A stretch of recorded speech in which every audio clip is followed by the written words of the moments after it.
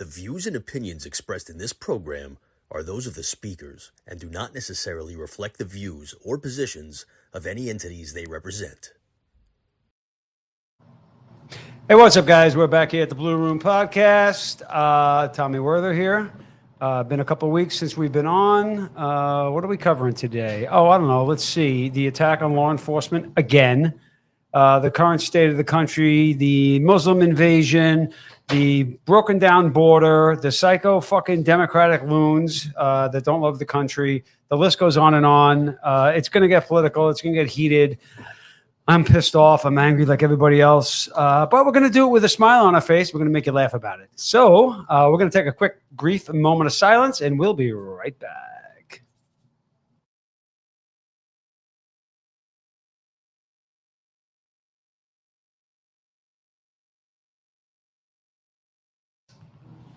Oh, we're back already. Holy shitballs.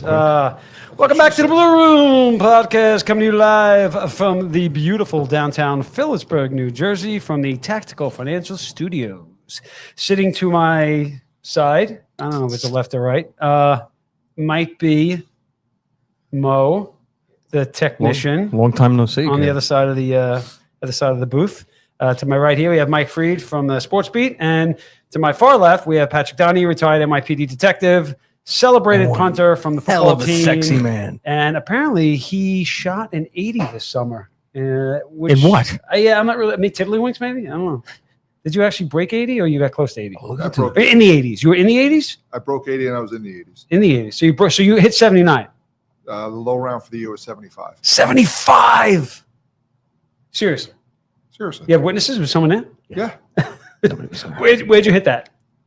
The last time I hit 70, I was at Staten Island with. So talk me through that day. You obviously the first couple of holes, right? You're feeling good. Obviously, that you don't come out of that shooting 6 or 7 in the first couple of holes. Like, so you feeling good that day? First hole, blocked the crap out of it to the right. I was like, ugh. And after that, just kind of got back on track. Wasn't doing anything crazy. Knew I was playing well, but didn't realize how I was playing pretty well. And then on the turn, my friend goes, "Dude, you're on fire. You've parred the last 4 holes with a birdie." And you weren't keeping track of No. You knew you were playing well, but you didn't know you were playing that well. I don't. If I play with my regular group of guys, I don't keep score because you start doing the math. Mhm. Like you turn on 9, you're like, wow, I shot a 36. Yeah. If I shoot this. Mhm. So as the words left my friend Rich Conti's mouth, I literally looked at him. I go, "How dare you? You screwed me up. How dare you?" That's like being on the LIE at Friday night at 4 o'clock in the afternoon. There's no traffic, and you look to the guy next. You go, "I can't believe there's no traffic on the LIE at 4 o'clock." Or we at work. Shut and up. It's going to be a quiet night. What the fuck? You're at work and there's an hour left to tour. Like somebody goes, "Wow, it's really quiet tonight." You're like, Shut up. but the ironic thing about that day was I broke 80 and so did my partner, Richie Conti. Guys both broke. So that means Yeah. you cheated then. Probably both. No, of you. no, no, no, Definitely. no. They both Oh, agreed. totally. He was like, they both agreed. We're leaving here. We both shot under 80. I only had 42 mulligans. How dare you? Play with Closest to the mulligans? pin. Huh? Mulligans? Depends on what kind of round of golf I'm playing that day. Like there's times like you go down to Myrtle Beach, you get off the plane, you go right to the golf course. You're taking an airplane mulligan. So do you feel when you shoot that well, you have that good of a day? Doesn't that get you upset because you know that you have the potential to play like that all the time? You're like, I understand, like the line, the Jupiter was in line with Mars that day for whatever reason, but you do know a part of your psyche, our need to be better at whatever we do in life, makes me, when I play well, think like, shit, I know I have it in me. Why do I play so well? Me playing well means I broke 90. I played so well today, and then the next time I play, I may shoot a 112. As I got older in my And I golf, get pissed off. you appreciate it more. And the expectation is you don't play to your average, your handicap. Everyone's like, "Oh, I'm a 10 handicap. I'm supposed to play to 10 every time." Nope, it's not the way it's formatted. So What are you supposed to play? Like if you say, "Oh, I have a 10 handicap," where should you be landing on a decent day? I think the number is like you're supposed to play to your handicap almost 25 to 40% of the time, give or take. Oh, per round, not Yeah. each time out, Yeah. not the actual. Okay, gotcha. Interesting. Anyway, But I appreciate you calling me a cheater right off the bat. Makes me want to stay here. well, hey, you know, I appreciate just sitting out here and listening to you guys bullshit about golf. I'll just go home. well, What- well, you would Full think disclosure, the reason I'm here is because I literally stopped to eat empanadas. it was a good empanada. Tommy's favorite. Who doesn't like We empanadas? come here to eat your fucking empanadas. See, that was Oh, that was awesome. Jonathan Fredericks. Well, no. F-bombs. This is different. Not kid show. Not kid show. Definitely not a kid show. Yeah, this one goes off the rails. Yeah, not kid show. Yeah, this should be a whole fucking show called Off the Rails. Nice. There you go. All right. Do we have both our guests are hanging out and ready to rock and roll? Is that what's going on? We do. You want me to bring them up? Yeah, sure. Some Don Morgan, Harry Fox. What's happening? Harry, is it? Hola. So, to give you guys a little background here, Tommy, I want you to call me Yui. I want Oprah Channel people all to right, call me Yui. that's what I'm getting at. Is that Chris Kringle? So we, I know him. Huey, that's Pat Donahue, retired NYPD as well. Huey retired from job. Nice to meet you. I grew up in Broad Channel, small little town, and Huey was a couple of years older than me, so I only knew him as Huey. And then we have a mutual friend, Rich Santangelo. Yeah. When he had mentioned when I met Rich, and he said, "Where are you from?" I said, "Broad Channel." He said, "Oh, do you know Harry Fox?" And I went, "Harry who?" He's like, "Harry Fox." I'm like, honestly, I don't even think I knew your fucking first name was Harry. So we're going on. I went, "Are you talking about Huey?" And he goes, "Yeah, Huey." I'm like, "It's Huey. It's not Harold." I don't think he said Harold.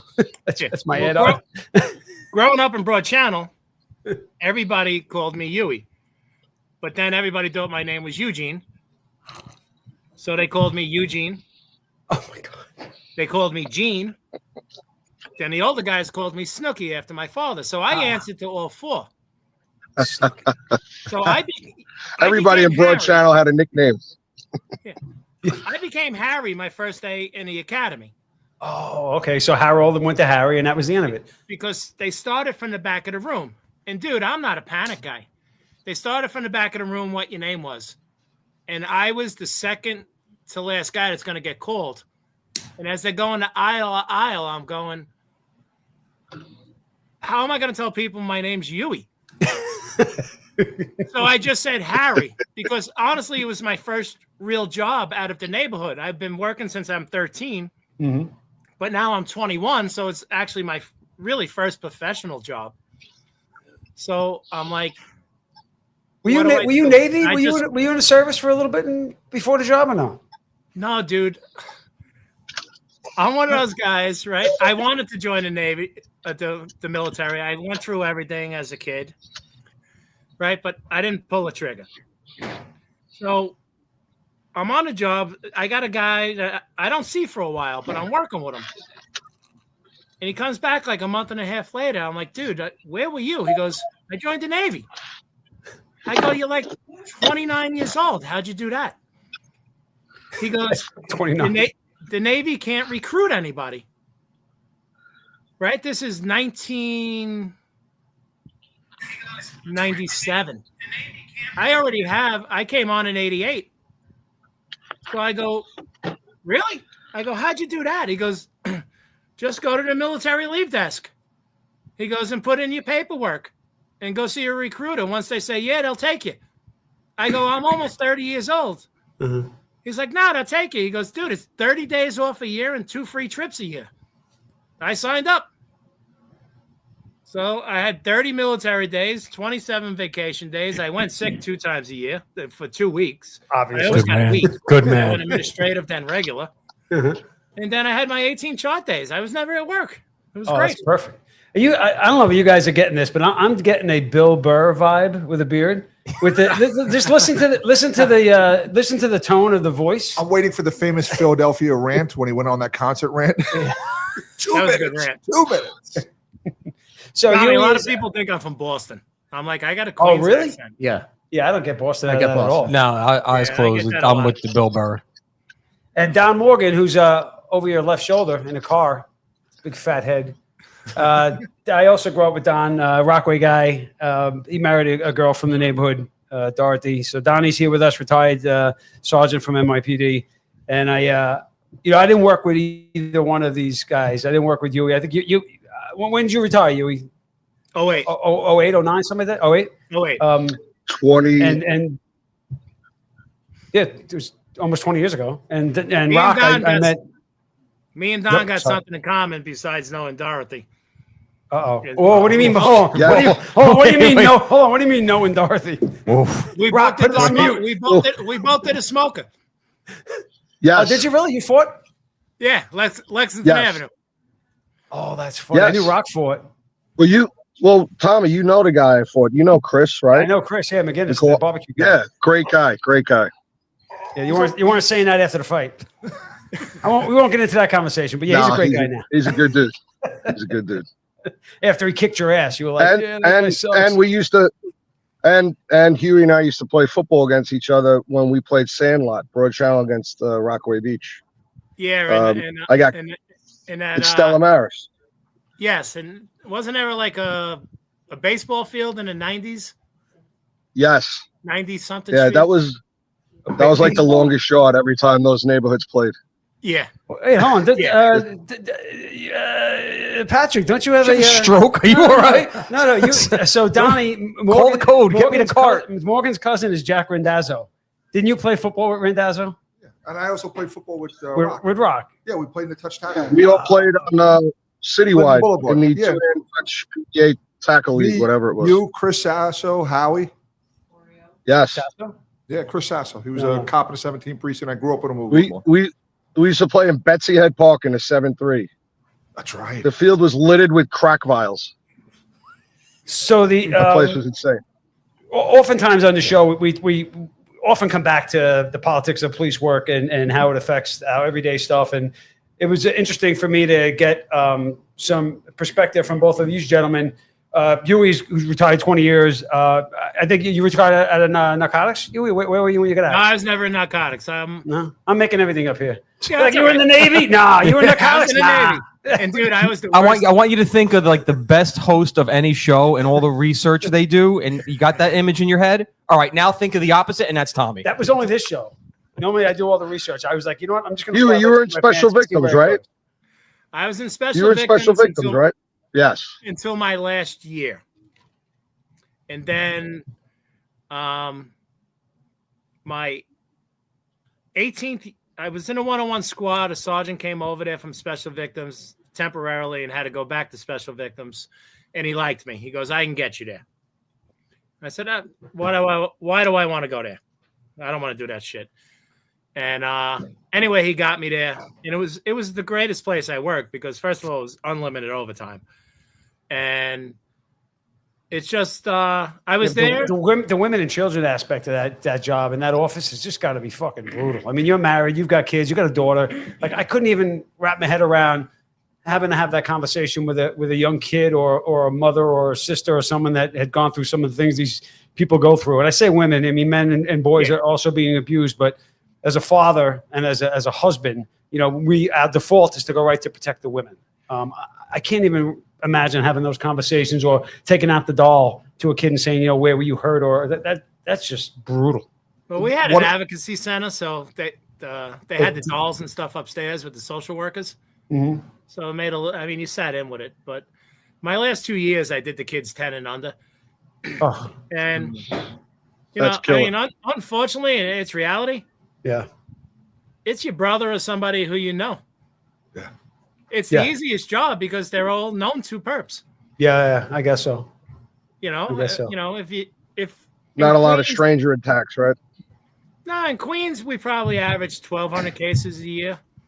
And maybe 15 were unknowns. And I'm sure that was like Far Rockaway, Corona, Jackson Heights.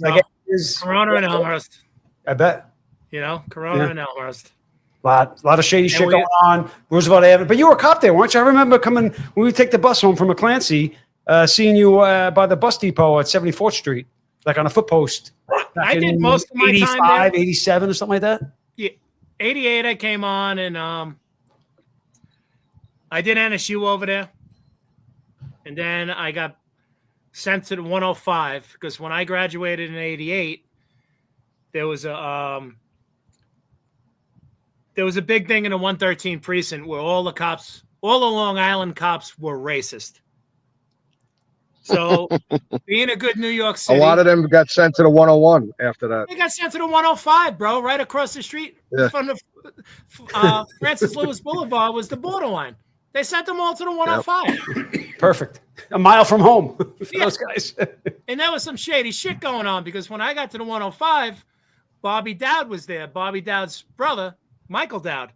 Sure. And Bobby was showing up with freaking brand new cars all the time. Oh, I'm like, no. I'm bringing home like $750 every 2 weeks back in the day, you know? I think my first check was $736. And I came from the union, the dock builders union. And I remember guys in my academy company going, wow, this is good money. I'm like, where the fuck did that?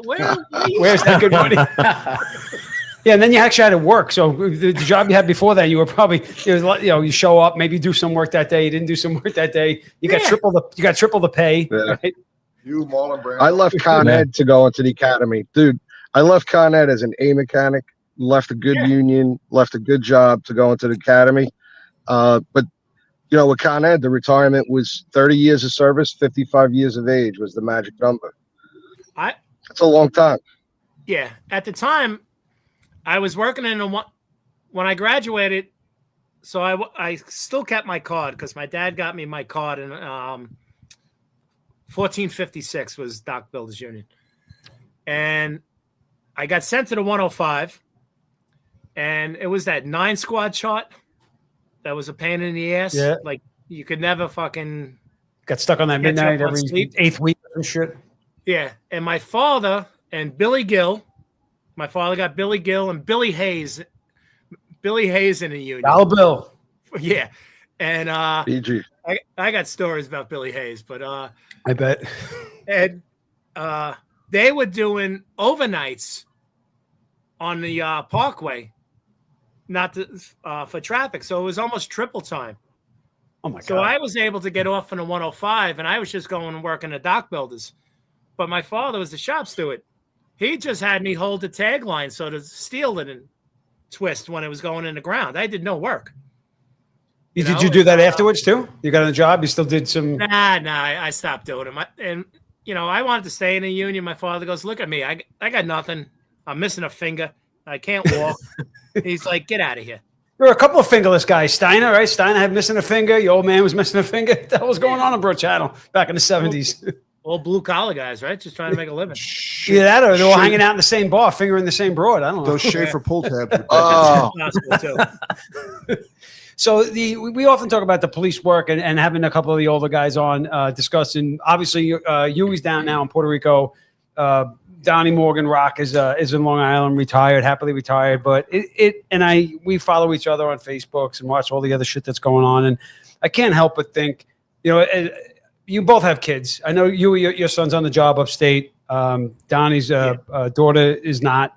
My kids had expressed interest years ago, and I remember thinking, it's probably, I want better for my kids. Not that the job wasn't a good job for me; it worked out well. Like I think it worked out for you guys. Coming from a place where we didn't have a whole lot education-wise, but we were also raised in a place by people that said, "Hey, take the test, right? Sanitation, police, fire, post office, whatever it is, take a test, get a pension, have health insurance." We weren't big dreamers. We weren't looking for bigger and better things. My father was a sanitation man. I saw his pension check when I got on the job, and it was like $1,100 a month. That was a pension for a 20-year sanitation guy. So it took them for my kids saying, I may want to do that. And my first thought is, if you can go from wherever you are to being the chief of police or the commissioner at that point, then that's fine. But this is not work that I want them doing here.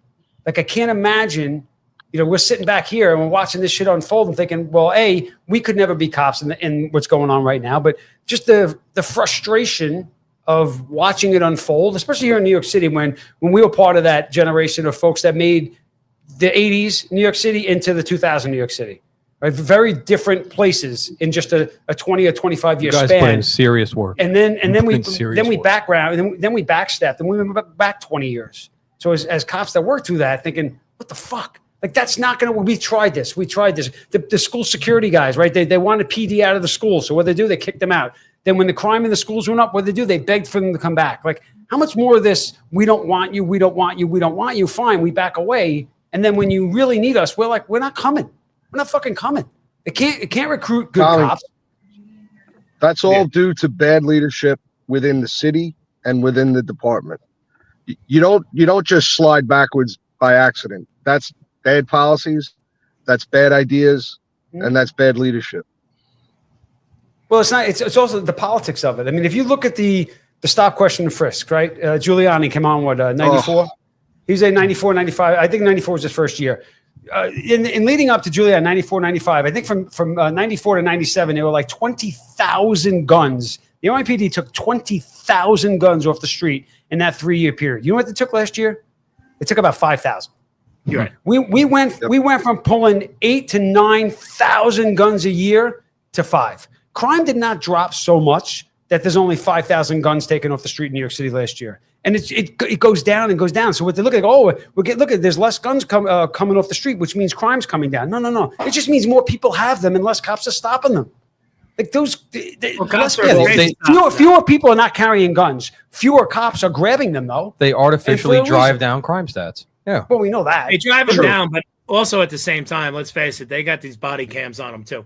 Yep, absolutely. But again, that's only recent. The body cams are what, 3-4 years old? And I remember when it first pitched the idea as an active cop, I thought, hell no. And then within a year, I was like, hell yes, absolutely. Do you know how many cops were vindicated for shit they were accused of because of that body cam? And then the people that were crying to get the body cams are trying to get them taken off now because they're used in the impoverished neighborhoods against them. No. Put the cameras. Go tenfold. Put them in ERs. Put them in fucking schools. Put them everywhere. If you want to hold cops accountable for what they do, hold the teachers accountable for what they do to those kids in those classrooms. I got no problem with that. I try to tell the young guys, I go, if you want a gun collar, bro, I go, you can't look at the guy that's standing in front of you.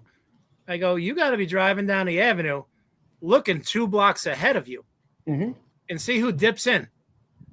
Well, and that's funny. You say, and when he dips back out, that's the guy you grab. And right now, I had this conversation just yesterday. They're not doing that. The police today, I think, this is my when you talk about dipping, and the guy I was talking is like, what does that mean? Well, listen, anytime they slunch down, if they're walking, they're dipping down to drop the gun under the car. If they're in the car and they dip down, they're trying to put it under the seat. There's all these little things that we pick up. And I feel like today's policing, they look to the left and they see 3 guys in a car. And that's that. And 20 years ago, if I looked to the left, I saw 3 guys in the car, but I saw that guy dip. I saw that guy look up. Yeah, I got this guy changing the station. We were trained, whether it was by the guys before us or self-initiated, how to identify those things. And these guys, they don't have it and they don't want it, and they're told not to do it. Well, yeah, they're being born into a non-custodial era of law enforcement. The kids that are graduating the academies these days are essentially social workers with shields. They're born into a bail reform system. They're born into a system that has, decriminalized a lot of the gateway arrests that you guys would pick up, that led to the guns and led to all these, serious arrests. They've decriminalized all the ways in for this new generation. So it's a perfect storm, and on top of the fact, like you had mentioned, the recruitment is horrendous. So they're getting the bottom of the barrel. So you got the bottom of the barrel recruits coming into a bail reform system, being essentially trained to de-escalate and not lock anybody up. What do you expect? What do you expect? How, the reason stop and frisk became a dirty word was because they made it a stat. All these chiefs went to CompStat and they said to these COs, you're not touching enough people. You don't have enough stops. They quantified it. They made it into a stat. Instead of it being just a natural police instinct based on your observations, based on where you are, and being able to articulate that. Listen, Ohio versus Terry is still on the books. It's still a Supreme Court decision, and that's what stop and frisk is based on. You got to be able to articulate. You got to be able to say, this is why you stopped the guy. Well, articulation is the key. Wait, hold on. Don, I'm kind of impressed with that answer. Well, I am from Rockaway, so look, I got all my teeth. I'm kind of impressed with that answer. I read because he was wearing glasses. He thinks he was citing case law. He looks smart when he wears glasses. He reminds me of the Will Ferrell character from Old School. Or at the debate. Yeah, at the debate where he just blacked out and had like a genius moment. If I like to piggyback off what Rock said, the inclusion of the stop, question, and frisk on an NYPD activity report, I believe, was the beginning of the changing in how NYPD was allowed to police. Go back a little bit. After that, the Operation Impact era with the NYPD, where no longer were new cops put out on the street and working one-on-one interpersonal interactions with both good and bad people on the street, where that's where you start developing the ability to, quote-unquote, get the eye that every good cop who works in a pro-enforcement unit, firearms task force, warrants, narcotics, you develop that eye to see things that most people don't. one sergeant, It's 8 cops in a instinctual. van. Yeah. One sergeant, 8 cops in a van driving around, jumping out, writing summonses to guys loitering on the corner and drinking alcohol. Well, that's good for your It's summer great, it's jacket. great numbers, yeah. But Yeah, it and they was a get the same 40 hours overtime too, though. That's the issue. Yeah. But it was a disservice to the street cop. There was a break in the continuum of young cops learning how to develop that eye, to see who's carrying the gun, to see who's carrying the narcotics, to watch them ditch it. Yeah, but you developed that based on the guys before you because we were trained by the guys that came before us. But Operation Impact, riding around in a van, not on your feet, broke Oh, that okay. cycle. And then what I happens? pulled you away from it. Yeah. And it Those became- cops eventually become sergeants. Then they become lieutenants. So now that street cop that became a boss who had that eye was no longer mentoring the next 8 cops that came out of the academy. And that lieutenant who had the eye didn't mentor the sergeant on patrol who wound up becoming anti-crime. The cycle started to break there. And we're seeing it now. and it became quantity over quality. Pat, when I became sergeant in 05, they asked me to be a training sergeant. And the CO to Midtown South, I'm not going to say his name, nice guy. He was like an idiot savant. He could tell you your wife's birthday. It was insane. Great guy, but he wanted the training sergeants to do just like you were saying. That And just means he's I'm banging your sorry, wife. I can't do that. Well, listen. No, I said, dude, I can't be Give me a that check guy. for half the I'm mortgage. gonna We're go good. out. Yeah, I'm gonna go out and I'm gonna do police work the way I know how to do police work. I'm not doing this bullshit C summons nonsense just because You it need makes you numbers. look good at CompStat. Yeah, I wasn't that guy. I couldn't be that guy. But it's I flat also out refused it. But you can teach someone that, right? We said earlier, someone mentioned the word articulation. You can do anything you want on this job or any job as long as you can articulate it. And I can't teach you how to articulate. If you turn around and you say, "Oh, as the training sergeant, if they want you to teach these younger generation of cops how to do things the way things should be done, the way we think things should be done, you don't have to tell me how to articulate on a piece of paper why I did what I did. I know why I did it. I've got the answer to the 6 questions you haven't even thought of yet that I'm going to put in my report. You're going to know What do why. you got, kid? Everything is there. I can't teach you how to do that. And I'm not saying you're lying, but you got to be creative. You can't teach articulation. You can learn it yourself if you don't want to go to fucking jail. But otherwise, you can't. Those 8 cops that you're training, they go out and do something. What's their answer going to be when they're up on the in front of CCRB or that's even it. worse? Oh, Sergeant Morgan said blah blah blah. Whoa, no. Sergeant Morgan didn't say shit. All right, When I was Officer in the- so and so did that, and now you have to articulate why you did it. And But the no- answer can't be because he told me to. But no matter When I what, was in a CCRB is 110. going to hit you. Yeah. You can articulate all you want, but the way that the city is now with the CCRB, Nope. If you can articulate it, you'll be fine. You have to You articulate. know who couldn't articulate anything? You know who couldn't articulate anything? And I don't have a problem throwing this out there. Kaz fucking Daughtry. Your boy. That douchebag. It's your That boy. douchebag couldn't articulate fucking chewing a piece of gum. But And Donnie, that's how why do you he really can't feel? testify. All right. He can't. You mean- Have you Oh, met he's John not allowed- Fredericks by any chance? You mean deputy He can't mayor give- Kaz Daughtry? He's a deputy Dude, mayor. He now. cannot give sworn testimony in any criminal court in this fucking city. That's pretty bad. If you won't be, you can't be a sworn witness because Okay. you were deemed in fucking. He's a joke. I gotta He's a joke. let me answer on 2 of these things. And Kaz. When I got to the 105, I went to the 110 for the summer detail, Flushing Meadow Park. 1990, when crack took off, right? But we had bazooka over there. We had crack Bazooka. and bazooka. Bazooka all the Colombians had. It was like their crack, Tommy. Whatever they cooked the coke in, it was the bottom of it. Oh Jesus! Yep. Yep. Like- It was the like- garbage. It's like the Italians drinking the grappa, right? What's wrong with grappa? Wait a minute. Look, I like Huey's grappa. drinking a glass of red wine right now. The Is that hell's wrong with grappa? grappa? Hold on, you drinking grappa right now, Huey? Grappa, it's No, I'm Italian drinking food. Grand Marnier. I'm Look at drinking the size of Grand the Marnier. glass of the Grand Marnier. Oh, Jesus. I just had one. I only had But, one. And that's why Donnie no, doesn't no. drink I anymore because figured that I'd was be a here slip for a for while. him. I didn't want to get up. God. So anyway, we had the bazooka. We had crack, but the bazooka. And if crack was $10, bazooka was $5. All the Oh my Colombians sold it. God! And you just literally had a park on Elmhurst Avenue. And every hour, if you were by this park, Baxter Park, there'd be a robbery. So I made a bunch of collars over the summer because I was broke and needed money, right? That's why any of us make collars. I mean, you want to do police work, but it's all about Right, trying to What, you're not saving the world? You gotta get you Ah, gotta get shit, I've been you doing gotta this get wrong you gotta get your all 40 this hours a time. check, man. One of the metal. So I go back to the 105, and the inspector from the 110, Deputy Inspector Seltzer, he requested me to come to the 110. So I went back doing midnights. Then they gave me Topac, the Topac car. To OPAC. Yeah. And I did I that remember for that. like six months, and they put me in anti-crime for like a week because somebody was on vacation. But I only had like a little over 2.5 years on. And I was just in a precinct. So there ain't nobody happy with me. You know, all the old timers. But right, Uh-huh. when you're younger, you look at the old timers go and say, look at that loser. He doesn't fucking do nothing. But then you don't realize after 15 years, he's fucking been burnt. He's sick. Yeah, he's tired. He doesn't do Exactly. anything. Yeah. So anyway, I get into anti-crime there, and my sergeant is this guy Lloyd Vasquez from the 2-6. He's got like 11, 12 years on Lloyd, Is that the hole in the donut? but Isn't that the He- code 2-6? No, that's the 2-8. he's the one who taught me how to be a cop in general, because he was a street guy. Getting back to the street guy thing, and he taught me sit down, we eat like gentlemen.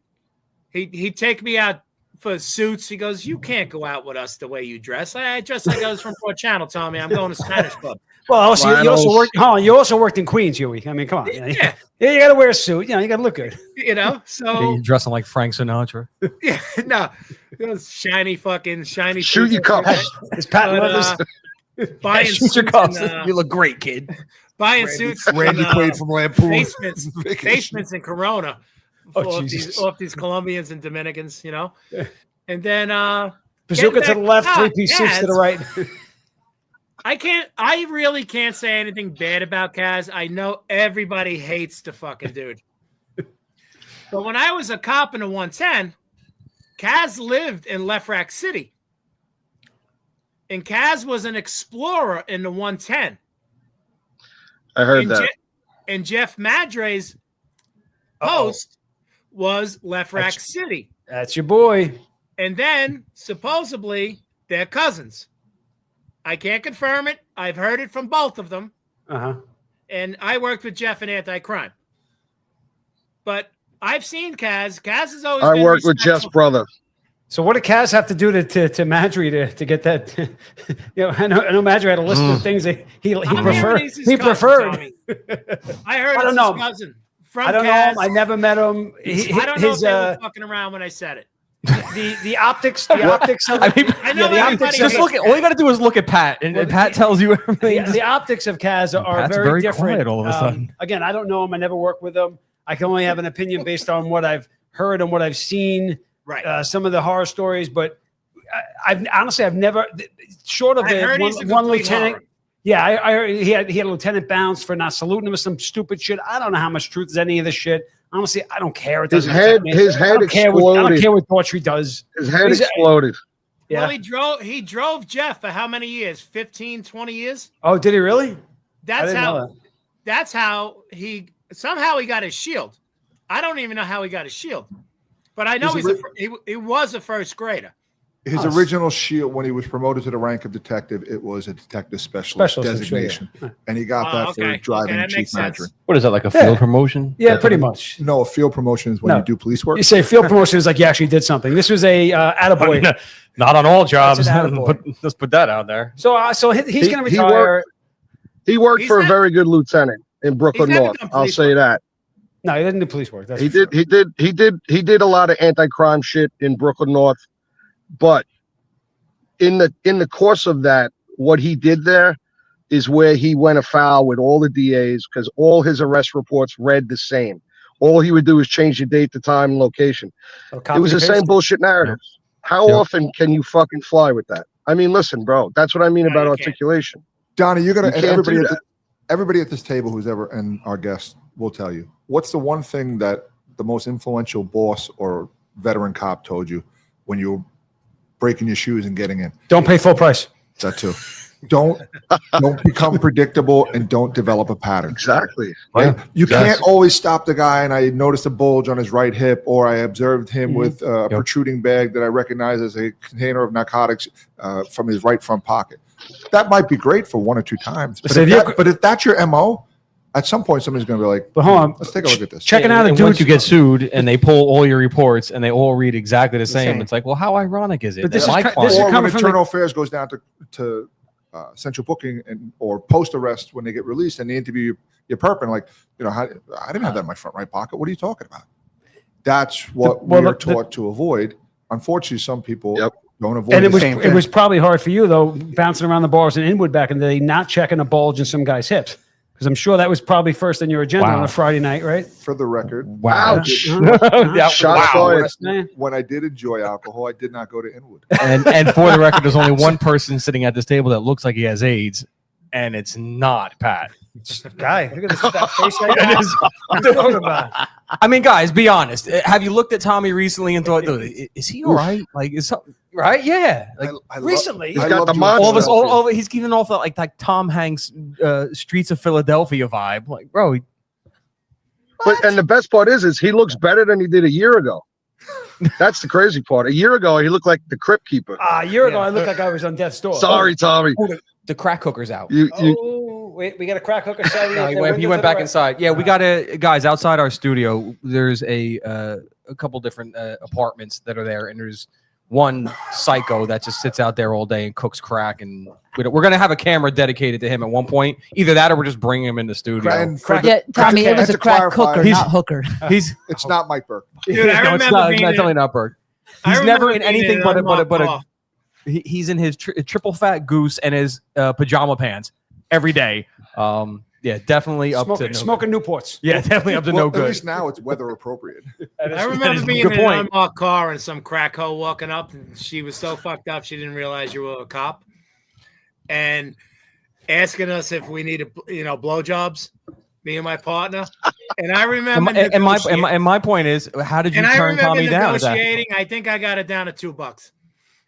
Here we go. $2. Here we go. Santa don't pay, bitch. I don't suck no pig dick. So But I met, the hook is in the those are Bronx. the They best were great. interactions, though. You laugh your balls off about Yeah, those. of course. The hook is on Jerome See? Avenue. I would literally, we would stop and have conversation. They knew who we were. Well, honestly, look at this. On Jerome Avenue and Unmarked Car, like I'm not a fucking cop, and they would talk to and the conversations we would have about anal sex and what they did and what they didn't do. It was Dude, fucking it was I brilliant. just had this conversation a couple nights ago, hypothetically, with a with somebody hooker? that I work with. Not with a hooker. Oh, With a well, hooker? I mean, maybe. But He's going under the table. I don't know what he's doing. $5. All right, Mike, Freed, get down Mike, there. A Just sex get up and- worker. Just get up and Now just they're get up and called leave. sex Mike. workers. Tommy, he's No, Tommy, but I just he's gonna somebody- get the somebody- guy in the pajamas down to $5. somebody that I was working with. Freed the Jew was like, I can get him down to $5. I say hello to everyone. I engage everyone, and it's twofold. The first part of that is I want them to know that I see them. I don't, I'm initiating that conversation. If some fucking mutant is walking down the street, I'm staring him in the eye like, hey, what's going on, man? And it doesn't make a difference. Bullshit conversation, whatever it is. Letting them know you know. Correct. 100%. And the other side of that is exactly what Tom is saying. It's what I told this other person. I'm like, yo, listen, like the conversations that are going to come from you talking to these fucking mutants are hysterical. And like they're going to make your day You pass. can't make it up. You can't. You can't make it up. can't. Shit And comes out of when these you people's tell- mouths. I literally had a guy. reliable. Right on point. Reliable. That information is fucking reliable. Dude, we had a mutant what sparked that conversation was he came up and tried to sell us a toothbrush, electric toothbrush that damn well he just fucking stole from somewhere. He's like, oh, Or he used it. I'm trying. No, it was still wrapped. And he's like, oh, I'm trying to unload it. And I'm looking at him like, yo, this motherfucker just stole this shit, and now he's trying to sell it to us. How do you make that shit up? Do you know how many dude, tools I used to true buy tools from the crackheads in the 4.6? Or I carried Hypothetically. My father, when he did sanitation, worked in. By the way, I have an amazing electric toothbrush. Right? My dad was a sanitation in Brooklyn, and he worked midnights, and the crackheads would come by the garage all the time selling tools that they stole during the day. So my father always had like a little daddy fund, he called it, in the locker of cash. I started doing that when I became a cop, I bought so many tools from the guys on Walton Avenue and 108th Street and 4th. I mean, you name it. If that guy came by, I'd stop and go, "What do you got I in could the probably box?" close a lot of cases by I going would- to Tommy's house and I would- checking it. I would the ask him- serial I would numbers ask on his him. tools. Are you selling that? I'm like, "Oh, I see an East Wing hammer. I know it was, at that point it was $25. He's like, "Yeah, give me $5 for it." Boom, here you go. I bought stolen tools all the time. Half the tools Tommy I got in my defense. house. How long you been retired, kid? Exactly. Tommy, that was Dude, like in the Bronx. He's a fence. By Van Cortlandt Park, the golf course there. Guys would leave their golf clubs in the car, or even on the 6th hole, there used to be a hole in the fence. These guys would come out of nowhere. They would take your clubs and steal them. Just and you'd be like, "Oh, Oh, what the hell?" Jesus. And next thing you know, you go to a bar on South Broadway, like it used to be called the Wild Geese, and it'd be like, guy come in and he'd be like, "Hey, you got Buying one your of own my golf clubs clubs?" back. And the bartender would be like, "Yeah, we'll buy them." And next thing you know, it's like, guy comes in, he's like, "Oh, my clubs got stolen." He goes, "Are those your clubs?" He's like, "Yeah." He's like, "We just bought them back." Yeah, I bought him back for $100. It cost you $1,000 to replace him. Now the bartenders are smart. They buy them back for $100 and say it cost $2, so they can make a couple. Everyone's got to make something, right? How do we? Hey, those streetwalkers were true good story. information, bro. They had good Yes. info. Yes. True story. Back in the day, and when you were in anti-crime, somebody came up with the policy: once a week you had to be in uniform. You couldn't do the 5 days a week in plain clothes. So once a week we had to get into uniform, and Or if you didn't have a boss. right. Yeah, you didn't have if a you had a boss, yeah. good lieutenant that was working patrol, he'd Of let course. you. Yep. Yeah. We had Lieutenant Skelly from the 7.5 who had 35 years on. The guy Who didn't was give a fucking- fuck, right? He didn't give a fuck, that guy, I bet. with the Irish accent, and he was the guy was awesome. First of all, he was like 6'3" and 100 pounds, and he ran marathons and never went sick. And when he hit his 35th year, the job gave him a watch, and he was so proud. He never went sick at 35 years? No, dude, you can probably look him up. He got the watch, and he was so proud of that watch. And I'm going, holy shit! I went Watch. sick in the academy. So Gangster. God bless you. So anyway, we're in uniform, and my partner's name was Jimmy Fox.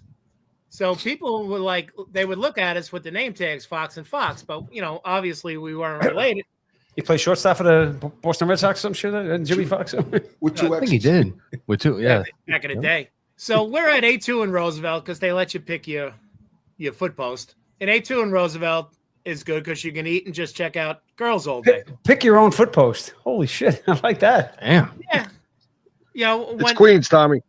Yeah. Dude, I was a Queens Marine for 20 years, baby.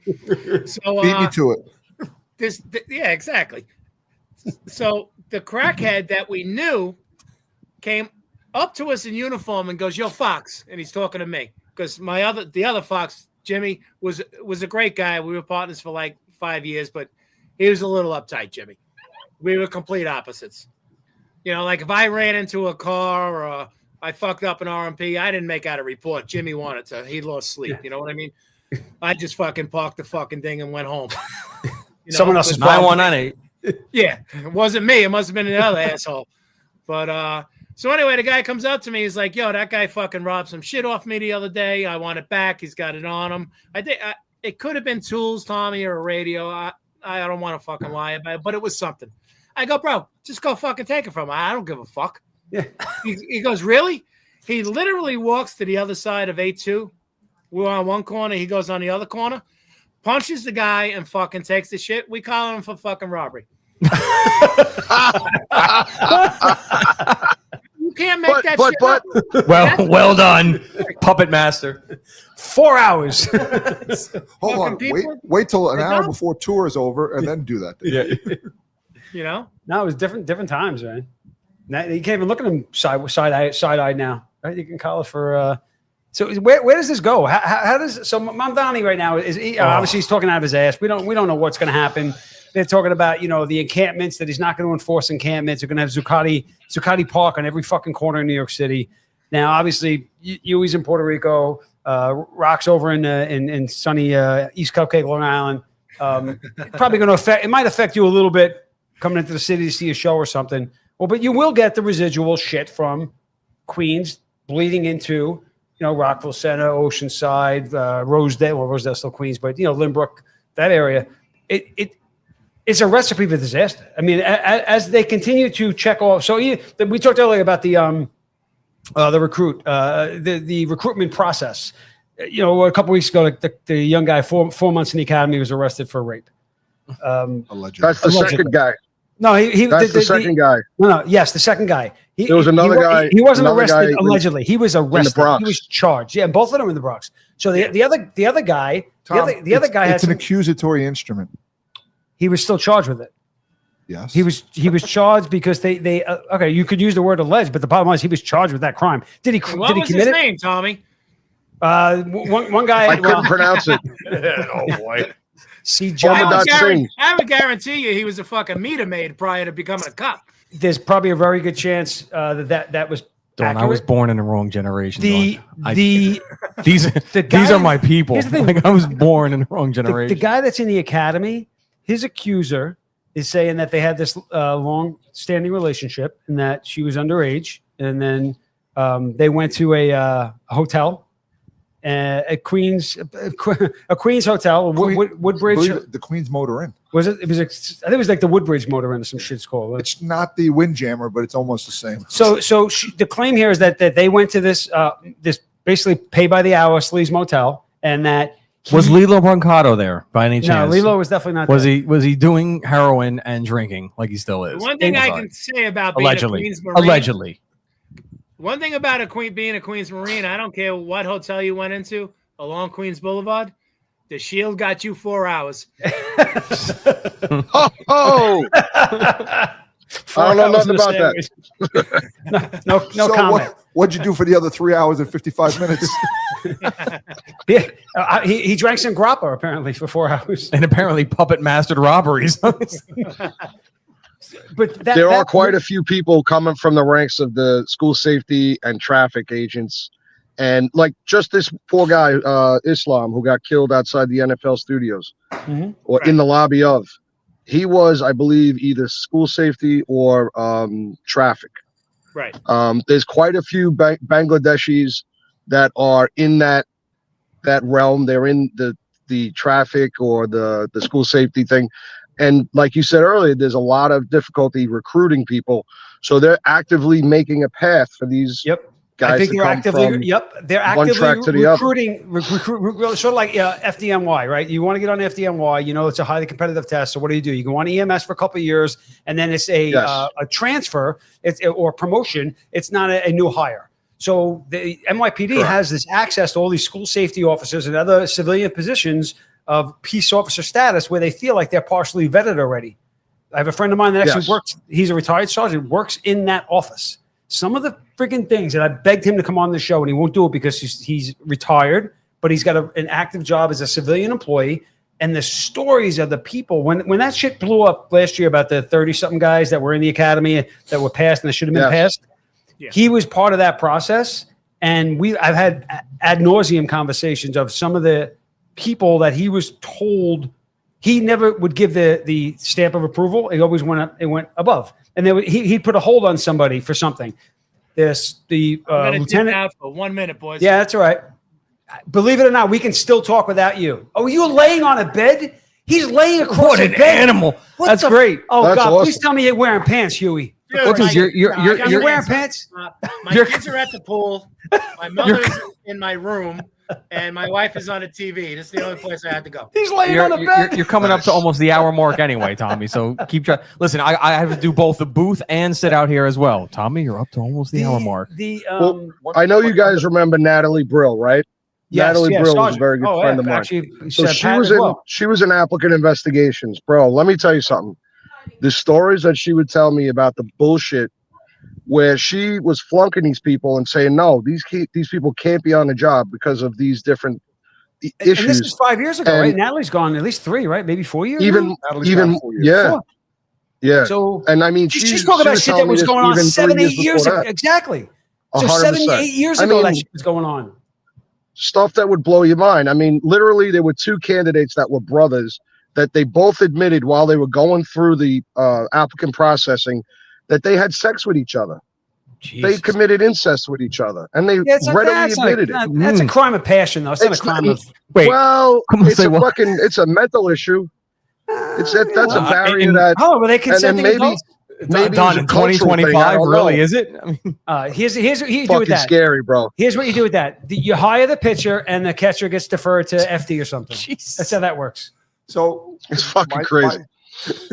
Tommy, that's a good one though. We don't want any Johnny- sickos. Johnny, you and I probably talked to Natalie more than her own family. A shit used ton. to get Yeah. I used to get the stories from her. The biggest issue going on right now with policing in the United States, but more impactful with the NYPD, is years ago, the demand to become a New York City cop was greater than the supply of positions available. Now, the positions outweigh the demand. So what happens? Years ago, when the department could be picky choosy and say for every 50 cops that apply, we're only going to take 5. Now, Yep. for every 10 cops that apply, we're taking 5. You hope that those 5 are as good a quality a candidate as 15 to 20 years ago.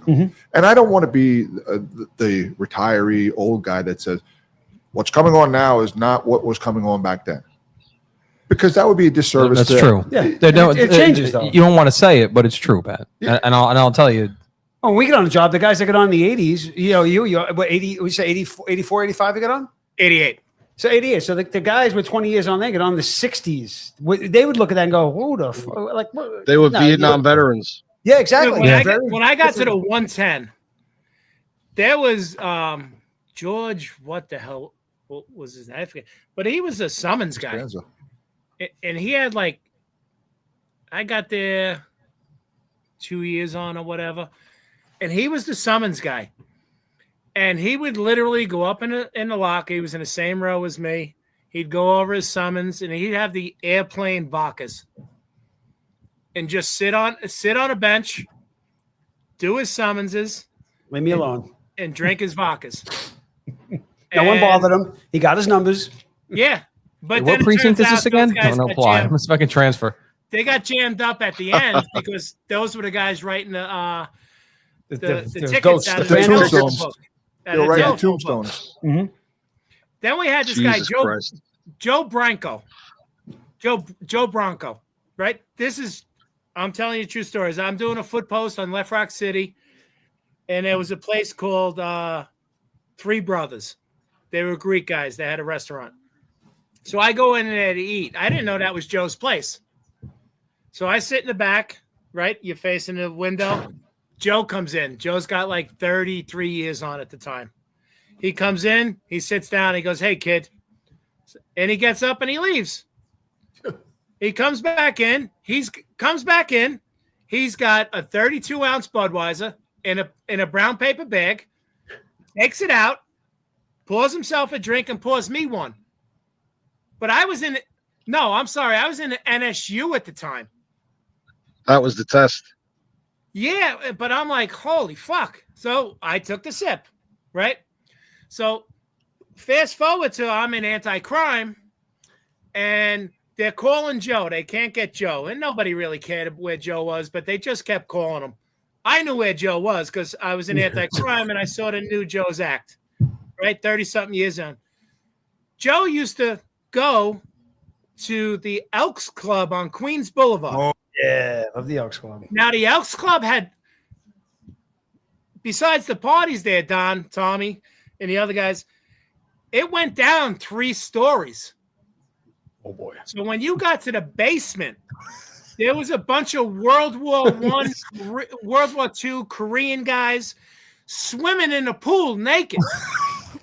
And Joe would be in there naked with his fucking gun belt hanging. Oh, my God. And me and Jimmy Fox went down there and go, "Joe, they're calling you." And he got out of the pool, got on the radio, and goes, gave his location. Yeah, I'm out front. Taking a shit instead. Good Lord. I'm telling you, it was fucking crazy when I got to the 110. Oh, my God. Because we had these old timers that just didn't give a fuck. No, And they've been doing it for 20-some years with to the 110 there was nobody precinct. watching them. They didn't give a Yeah. fuck. They're like, "Oh, you showed up, you did your job, you went home. We didn't really care." Yeah, he was Made down there a couple swimming of naked collars. with the old guys. And nobody In the bothered. Turkish baths. I'm telling you, bro. Tommy, in 1997, when I got hired, I remember I went to transit, and this old timers like right away was like, "Kid, the job's dead." Well, transit was. Yeah. Well, Because they had to go actually work then. 1995, April 2nd, everything changed. But I remember like and you're like, wow, this is not a great start. And then you realize that they're just salty. Yeah. But then I realized that when they got hired in 1980, some old timer then with 20 years on said, hey, kid, job's dead. The job's dead. And, Yep. and you constantly hear that with every cycle with new guys. Is the job different today than it was when we all started? Absolutely. It's dead. But 88. Way That different. job's dead, kid. 88, I- the job sucked. But as retirees, yes, we're going to bitch and moan and piss and say, they're not like we were and they don't do policing like we did and stuff like that. But we have to support them. And I think that's Yeah, the of biggest course. that's the biggest responsibility of any retired member of law enforcement. It doesn't matter where you are, Port Authority, Nassau, Suffolk, PD, Jersey, anywhere. You have to support But you what's see there now. But you see what's going on social media. Cops love to fucking jump on the bandwagon and kick other cops. They see, so and so was arrested. Yes. Who's that one piece of They shit with the love white hair? Stepping on the Izzo fucking or whatever the necks- fuck his Oh, name Izzo, is. the guy in Chicago. He's a Ah, Dominic dude, he's Izzo. he's a fucking He's a- scumbag. Dominic Izzo. That one. He's a piece of He's a shit. blue Water. falcon. What a piece of shit. He has a particular problem with female cops. I don't know if you noticed that. He really has a disdain for women in law enforcement. He's a douche. The, Yeah, he's a Min- piece the of shit. Minneapolis. Now that guy's not even active. The Minneapolis chief of police. Right? Did you see the Oh, shit? Jesus. He comes out there and he says, "Look, if ICE He's a shows up fucking pussy. and takes a family member, don't fight. Call 911 and report a kidnapping." This is what the police, the chief That's of crazy. police, is telling the citizens to call the cops on the cops Yes. for doing cop shit. Yes. What the fuck? What kind of world? Well, in are we fairness, in? he tried to dress it up by saying, if you're not sure that they're law enforcement, because, everybody coordinates 3 vans full of fucking guys with complete ICE gear. That's you know, police on the back. If you're not sure they're law enforcement, call us and we'll investigate that. So But he's not the only one, Sure. though. The other chiefs are doing this, and then, but where of does course that they stop? are. But, They're but I gonna, think they're what gonna, these guys said, he's a pussy. yeah, but they're he's gonna, 100% a pussy. That's gonna turn into, if you get stopped by an unmarked car, don't pull over, go right to a police station or go home. Yes. What they're basically saying now, I have separate issues with that as well, because I got pulled over by an unmarked, and I wasn't sure who the fuck it was, and I'm armed, and I was squared away, and I was alert, and they pulled me over, and I totally I played the part, but I wanted ID. I wanted the whole fucking nothing. This guy in Jersey driving down Route 80, guy in an unmarked car. And then they saw you're 98 No, and pounds now with a bag of rocks, and they this- didn't give a fuck what you were saying. Dude, this guy was in a suit. This guy was in a suit going to court, and he was pissed off because I did 95 in the left lane, so he pulled me over. Wow. And I was like, and he was like, he starts reading me the right. It took a while because I wasn't really sure. I'm like, who the fuck is this guy? So I get that aspect of who is this pulling me over, because that actually happens. People.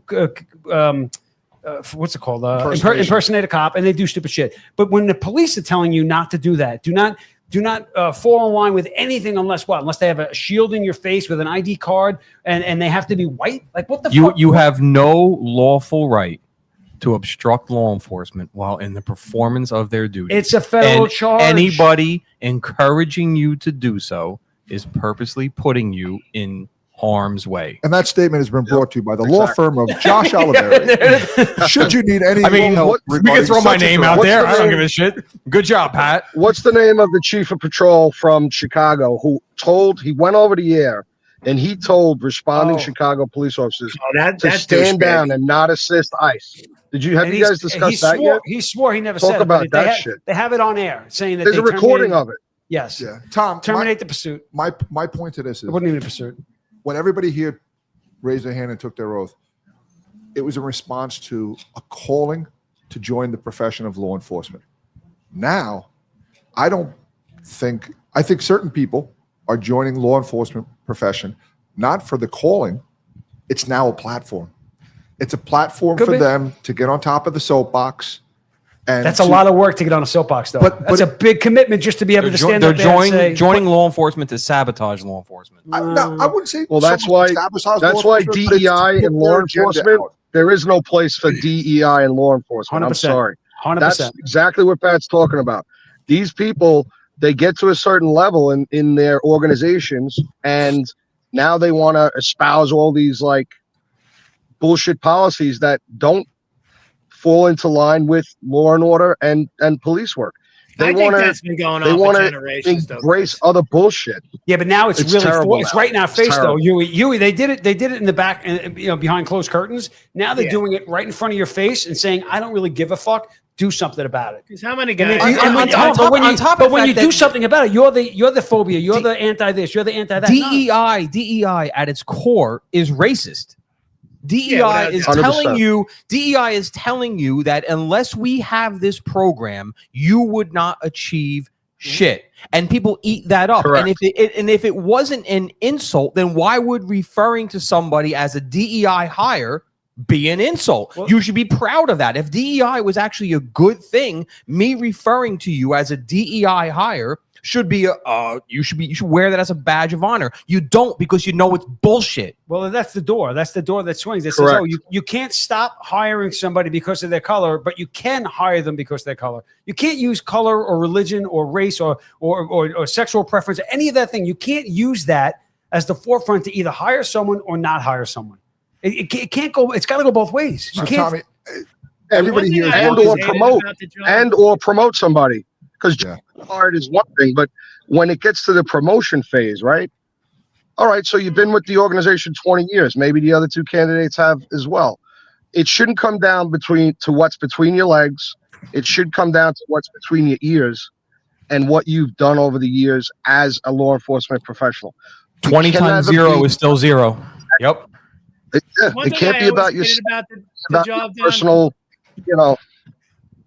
the one thing I always hated about the job, I was a detective for 15 years, right? Third grader.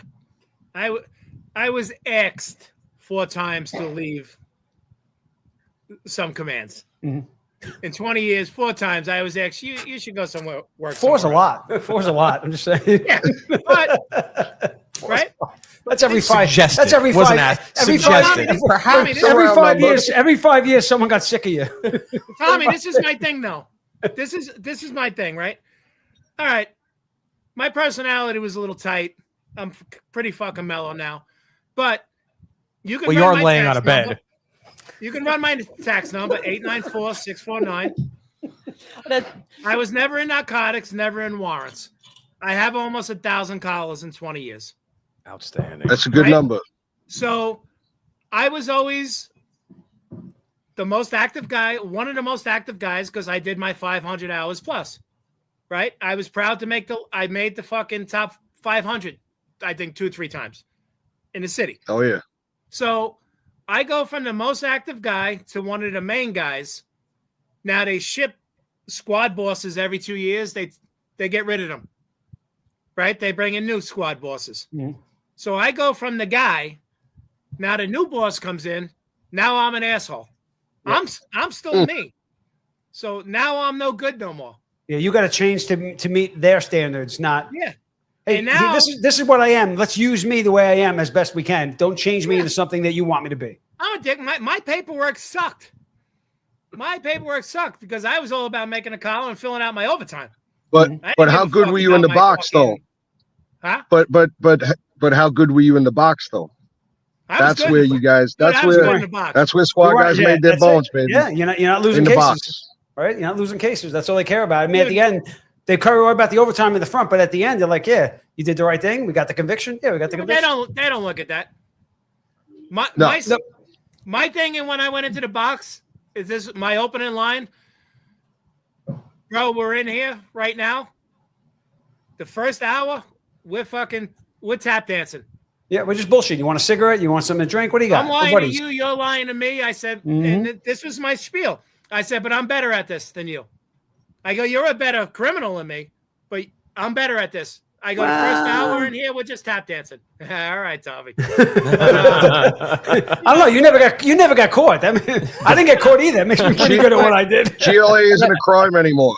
But all of a sudden, like I said, I'm the top guy in the office. My boss leaves. Now the other guy comes in. He doesn't like the way I am. Now I'm an asshole, Mhm. and then I'm transferred.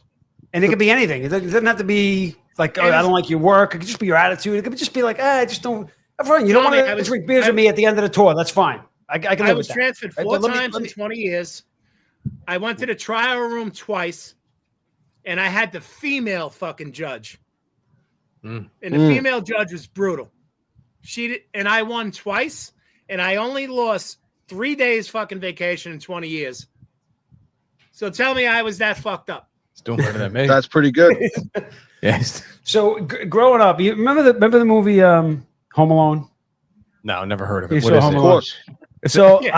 and this is funny because this came up a couple of years ago. I don't even know where. I think I might have been talking to Rich, and I said Huey was like, as a kid growing up, because Huey was a couple of years older than me, so his group of people. But when Huey says, "Oh, I was," his attitude or the way he carried himself, it may not have been for everybody. I remember as a kid, I was a were dick. this group. Yeah, you were a dick. So like, but you hung out with like Brad Miller, Danny Conklin. Yeah, Billy but you Murray. grew up, and Tommy's still a No, dick. So here we are. But this is the connection. Do you remember the older brother in Home Alone? Yes. What was his name? Like Butch or Bruno or it Buzz? was something Buzz, like right? Buzz. Buzz? Buzz. Yep. Huey Buzz. was like Buzz. Huey was like Buzz in Home Alone. We were like, what an asshole, but he's probably a good guy. Like, and then you get to know him. You're like, oh no, he's a good guy. Like on the surface, of people that didn't really know. Like as a kid growing up, you were 4 or 5 years older with a different crowd, but I had a relationship with like Brad Miller because our families grew up together and we lived right across the street. And I was friendly with Danny Conklin, Billy Murray. I wasn't really friendly with Huey, but that was my perception. It was like, oh, that's like Buzz from Home Alone. And he actually looked My a little thing like him. Did you pick on Tommy? No. Tommy was younger, but Right Tommy now he's just really laying didn't on the want you to bed, pick rubbing on him. his He'd dick fucking into the come back bed at right you. now.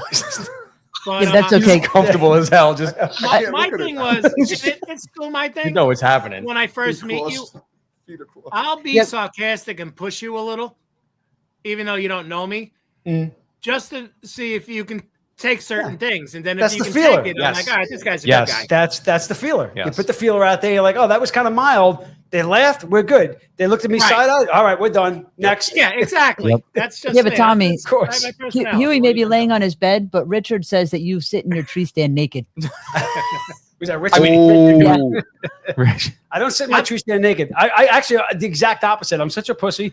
I was up hunting last weekend. I'm going up tonight. I'll wear all. I got electric socks. Like, You're not I going to am- find it on the I'm soundboard, so we'll just do it. Oh my God, who the hell cares? I am such a pussy. Yeah, you'll have to because I don't know the I'm sound. not naked. I'm bundled up like a little kid, man, in that tree stand, waiting for something to come along. I'm still holding a grudge against Rich from the sports show before we said the Yankees suck. Rich, we're not talking for the next 24 hours. Tommy, we're in Special Victims, and Richie Santangelo, he was always a suit guy. I always pushed it where if I had khakis and a collared shirt on, That was a suit. and I would he's get got away great with hair it. too. I had black hair back then. But, No, Rich has good hair. Yeah, but Richie, he gets into a foot pursuit with the 112 guys one day. Splits his fucking suit, his pants, right? Because Richie's always been built the way he is. The next day, Richie comes in. He's coming in like 10 o'clock. They went to fucking, what is it? Babies R Us or Caraco? Old Baby. They brought him a Caraco. 5-year-old suit. Caraco's Hung it Hot topic. and they Screw the hung suit it guy. above his fucking Oh above no. his desk. And it Spencer's. stayed there for like 5 years. It was fucking hysterical. Well, it's good that he left it there because that also gives a testament to the person you're dealing with. Like when you Yeah. do something significant and they break your balls and they do something like that and it stays there for 5 years. Like, all right, that's a guy you can deal with. They call A lot of that's a hit. That's a hit. But A lot of You people gotta- you didn't gotta like break, Mo. Richie Keep- because keep- he was the delegate. I mean, Richie- I'm- Richie these guys for can me stick, if they want. was always a stand-up Yeah. dude. And Richie's a he had great guy. you couldn't insult him. He'd laugh his fucking balls off. Mhm. Like I said, he left that suit up there for like 5 years. that's awesome. But as a Probably had delegate, dust on it. Splitting that suit open. when you're a delegate, you're gonna get half the guys like you, half don't you? Don't. Yeah. But Richie was always Wow. a gentleman with me. Half. He's a delegate in 108? Yeah. No, Richie Fellas, was I hate to leave. Yeah. Delegate? I'm No, having a Richie great was time. a I hate to delegate leave, but in, I'm 30 Special minutes past something All I right, got to do. We're losing Rock, So- and we're gonna take a I break. really You apologize. want to hang around and stay away from your family? You're welcome to hang out. We're just gonna keep doing what we're I doing. mean, you're laying on a bed, Hugh. We just what are we doing here? Someone bring that guy some marshmallows or some shit. Really? The Chihuahua dog of the No, no. Don't hang Don't you around. have some I'm chocolate enjoying covered strawberries What- with what- it's got what- TLC on the TV? No, what are the Puerto Rican the things you bought last week? Oh, Panatellis Coquitos. or some shit? No. What was the food? Be well, Canepes? guys. Take care, be man. well. All All right, right, Rock, Rock. thanks. Take What care. was the you bought them from a neighbor? They were frozen. Oh, the pastelas. What are they? Pastelas? Pastelas. Yeah. Go get a pastella. We're gonna take a shit and a half a bagel, and we'll be back in like what about 5 minutes, 6 minutes. Yeah, 5 minutes. 'Cause All right, I'm sure so- Mike's already pacing in his office. All right. All right, Okay, sounds don't good. mess up his Appreciate it. show. All right. All right, we're gonna take I'm a quick enjoying break. it. Let me get We'll out. be See you in a right back. second. All right.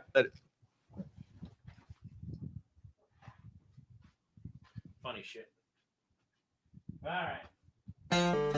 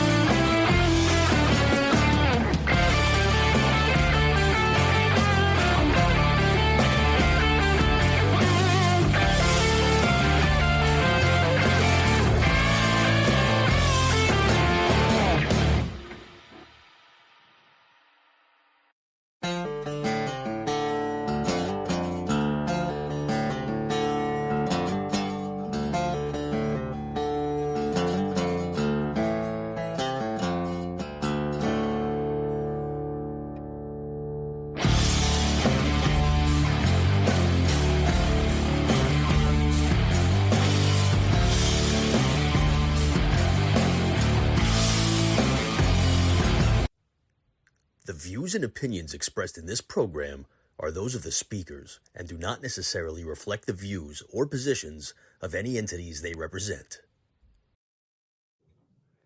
Bow, bow, bow. We're back. We're short one, Pat. Looks like we're short of Huey. Hopefully he went and put pants on. All right. All right. So how about this? How about the cop in Hanover, right? He's a cop. He's there for a year. Well, the cop in Hanover would be a cop, Tommy. It's kind of redundant. He would be a cop. Yeah. What do you mean? But he's a cop. ICE scoops him up. He's here on a travel visa that expired in 2015. He's got a year on the job. ICE comes in, they scoop him up. He was here on a tourist visa. Said, I like it. I want to stay. He overstayed his visa. He had a work permit issued by the federal government to work here. They hired him. He's there a year. ICE comes in, scoop him up, give him a court date. He goes down. They release him on a bond. Hanover PD says, look, he did everything he was supposed to do. We're taking him back. We're going to give him back pay for a time served. How is that different than other people here illegal that we're getting rid of? Is the question. And my answer is that we want people that contribute to this society. We want people that appreciate what we have. We want people to come here with the thoughts of a better life. We want people to assimilate to us. We don't want people that come here and want us to assimilate to them. Yeah, we're a house divided right now. I think this case screams of exception. There's lots of exceptions to the rule. Mm-hmm. I'm not two-faced. I'm not going back on, I'm not the guy that says, yes, we have to deport everyone. No, I think that everyone is a case-by-case issue, and they should be handled as such for the most part. Individual ones like this that have a more legitimized argument to stay in this country should be offered that. This is the guy that we want. This is the guy that comes and says, I want a better life. I will work. I will pay. This is where I want my family to be raised. I'm not trying to change anybody. I'm happy to be here. Did I overstay? I did. I'm assuming there must have been paperwork along the way between 2015 and 2025 that either you can blame this on immigration, shit in the bed, on a case like the hundreds of thousands or millions, I should say, of other cases of people like him that are people that are here in this country illegally, like he is. He overstayed his visa. But I think that guy, they're the immigrants that we want. That's the guy we want. No, well, you don't. Well, listen. Take away the fact that he's a cop, right? Let's make him a sanitation worker.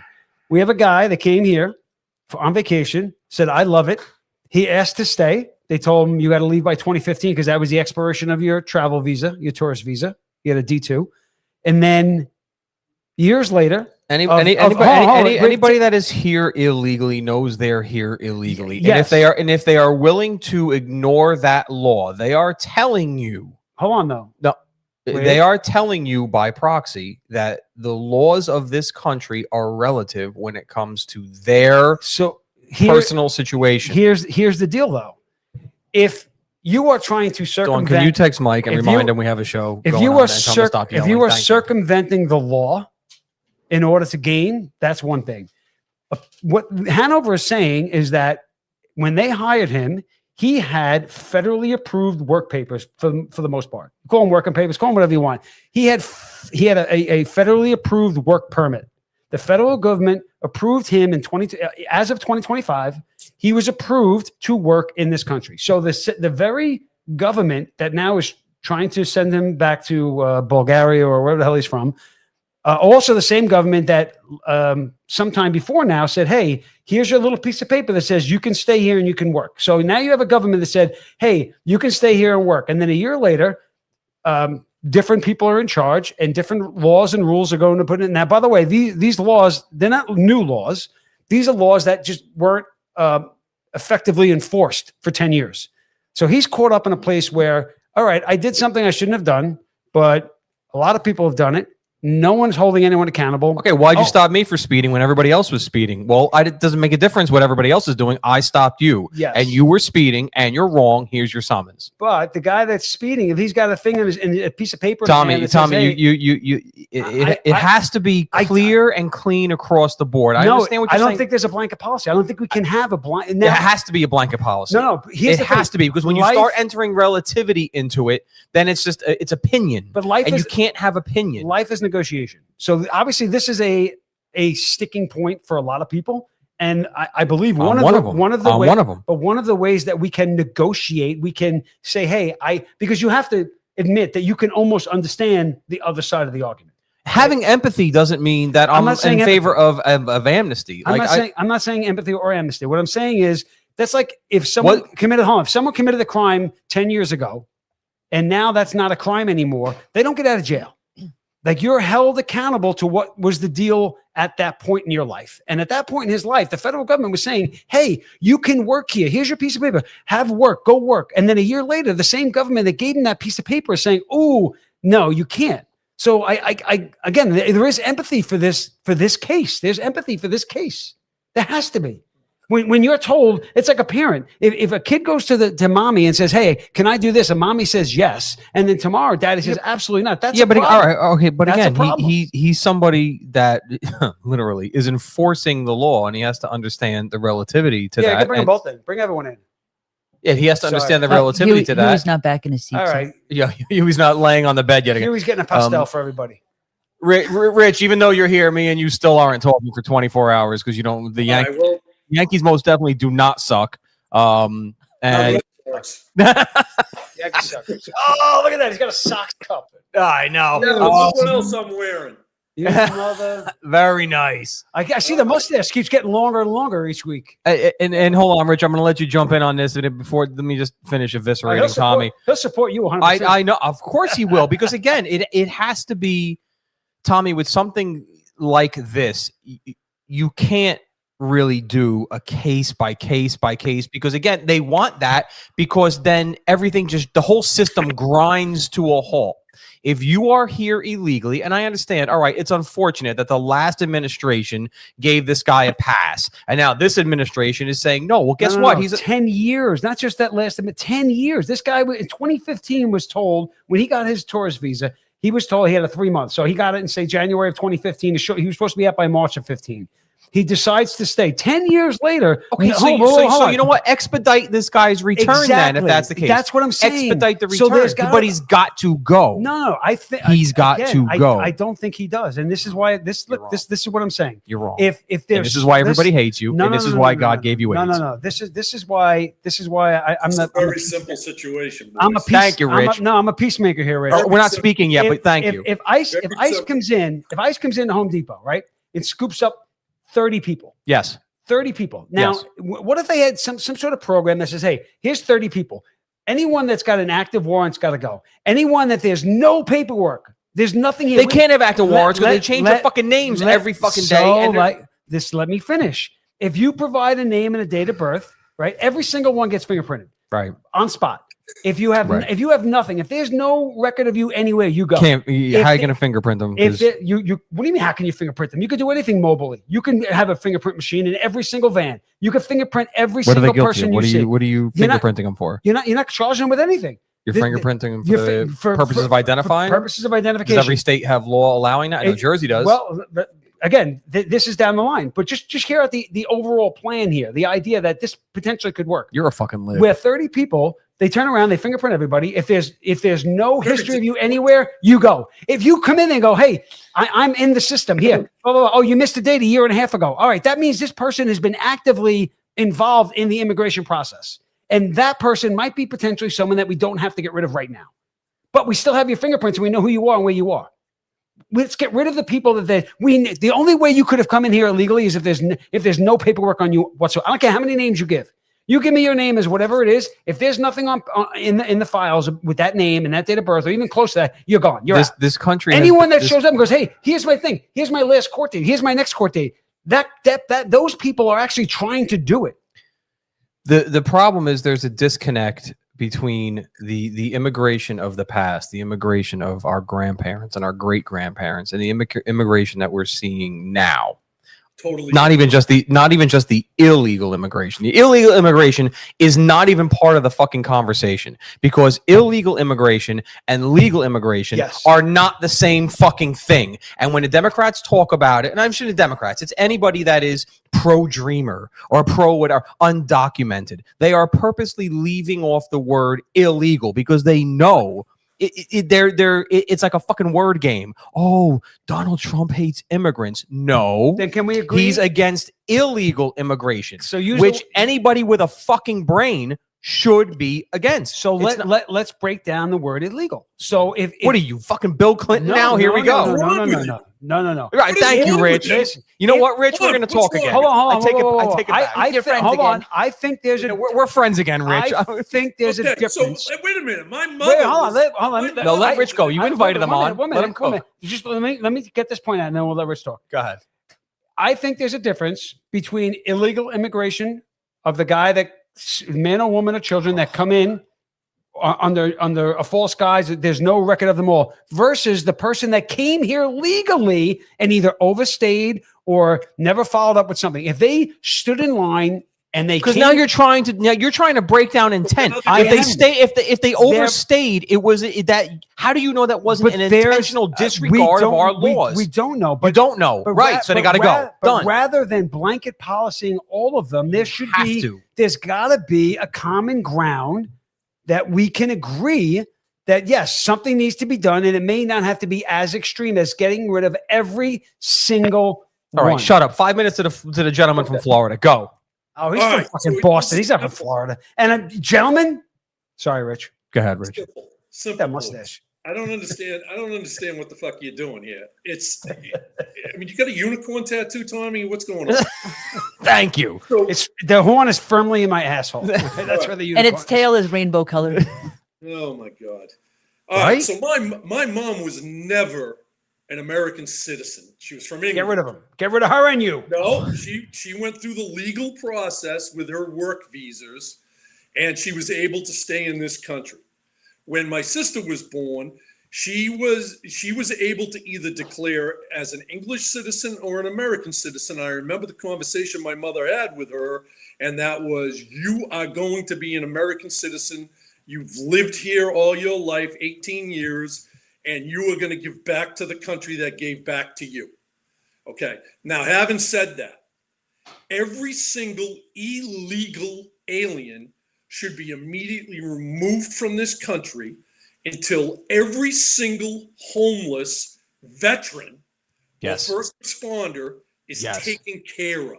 Preach. And then once everyone's taken care of, then you start letting maybe 100 in a year. Then But you- we know that can never happen. So, but you know that. You're a smart guy. What do you mean it Rich. could never happen? Think about where we are right now in this day and age and this time. You know that will never ever happen. Why? Because it won't. You know Why? Because the politicians won't let it happen. The people won't let it. Okay, Just, so- it's a pipe dream. You know that's a pipe dream. On paper, that's I great. agree. And I would love that to happen. But so if that's a pipe dream and you say we can't get that, what's the next best step? We have to negotiate. We Yeah, say but we can't who's- get what we who's really at want. fault? So let's give something back and let's meet in the middle. That's how life Right, works. but We meet who's in the at middle. fault for not holding these son of a bitches to the fire and Not us. making Us. them do Us. right. We Us. We the people. Yes. 100%. 1776 is going to happen again if this shit keeps going down the road. I'm not questioning that. I see the takeover. Look at London, and I'm not Islamophobic. I am not anti. Well, now pause No, before I'm not- before you keep going down that road. Let me get this real clear. Let's be very, very clear about this. Josh wants to be clear. Oh, so Fo- you're no, on this side. it's- You're it's Josh. all right. Fuck you. You're Josh on the side. Phobia implies fear. I don't fear Islam. Islam is not compatible with the Western culture. It's not. We know that. Sharia law is not compatible with the Constitution of the United States. That is not fear. That is not hate. That is fucking logic. It's logic. It doesn't make me hateful. Listen, there are how many Muslim countries in the world. If that's something that you subscribe to, that's something that you believe in, and that's something that you love, go there. Nothing's stopping you. 1,000%. Nothing's stopping you. 1,000%. The United States of America is a Judeo-Christian country. It will always be a Judeo-Christian country. If you are coming here, like Tommy said, you are assimilating to that. If you have no interest in assimilating to that, gas the fuck up. It's really that simple. I have no problem with that. Well, Josh is the most intelligent person that has ever worn a New York Yankee shirt. You don't know a whole lot of people, do you, Rich? You need to get out of Florida sun, man. It's burning your fucking brain cells. Dude, I'm freezing. Now, I'm freezing. Rich, my ass here's off. where I tell you I scored 8.9 on my SATs, and I should be sticking my tongue in a fucking toaster. Oh, No, sorry. God. Yeah, Just his tongue. two of us. So you earlier, not to get off subject, but earlier Please, you were get off talking about you were talking about. So our sheriff down here, you were talking about what was it? The sheriff in the police chief in Minneapolis. Oh, Minneapolis. Okay. Yep. Fucking So nightmare. there's Oh, a, and usually, there's a- I don't usually call people out by their name, but this douchebag's name is douchebag number one. Where's his name? I'm gonna blow this. Brian O'Hara, Oof, the Minneapolis PD chief, Brian O'Hara, and Frey is the mayor there. okay. So there's an ad. Scumbags. There's an ad running in Florida right now, and he's on social media. Grady Judd, Polk County Sheriff.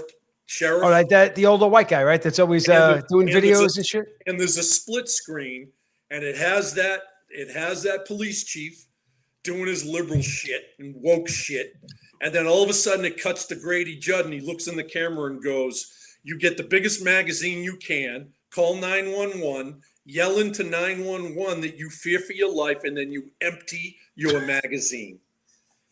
Who said that? Florida's is built Judd, different. the sheriff down here in Polk County.